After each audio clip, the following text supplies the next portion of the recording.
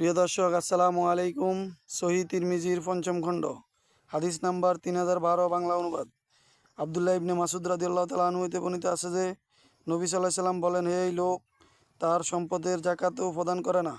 আল্লাহ তাআলা কিয়ামতের দিন তার মালকে তার ও গাড়ের বিষধর আজগর সাপ ও স্বরূপ করবেন।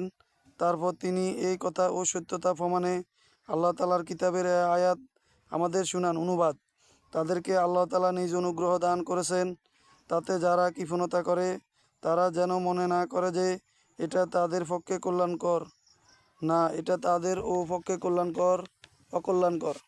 যাতে তারা কৃপণতা করে কিয়ামতের দিন, তাই তাদের ও গলার বেড়ি হইবে। আসমান জমিনের ও সহ অধিকারী একমাত্র আল্লাহ তাআলার জন্য। তোমরা যা করো আল্লাহ তাআলার বিশেষভাবে অবহিত। সূরা আল ইমরান 180 নম্বর আয়াত। বর্ণনাকারী কখনো বলেন, রাসূল সাল্লাল্লাহু আলাইহি সাল্লামের সমর্থনে এই আয়াত অংশ পাঠ করেন। অনুবাদ: যাতে তারা কৃপণতা করে কিয়ামতের দিন তা তাদের গলার বেড়ি হইবে।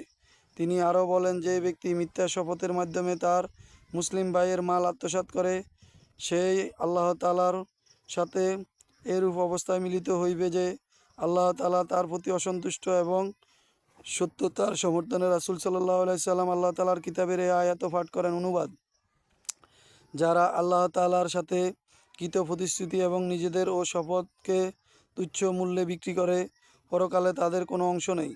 কিয়ামতের দিন আল্লাহ তাআলা তাদের সাথে কথা বলবেন না, তাদের প্রতি ও তাকাবেন না, আর তাদের পবিত্র করবেন না। তাদের জন্য রয়েছে উৎপীড়কদায়ক শাস্তি। সূরা আল ইমরান 77 নম্বর আয়াত। মিশকাতুল কাফর কিতাবে 60, তারিকুল রাগিব কিতাবে প্রথম খণ্ড 68। হাদিসটি সহিহ বুখারীতে 7445 এবং মুসলিমে প্রথম খণ্ডে 86 নম্বরে রয়েছে।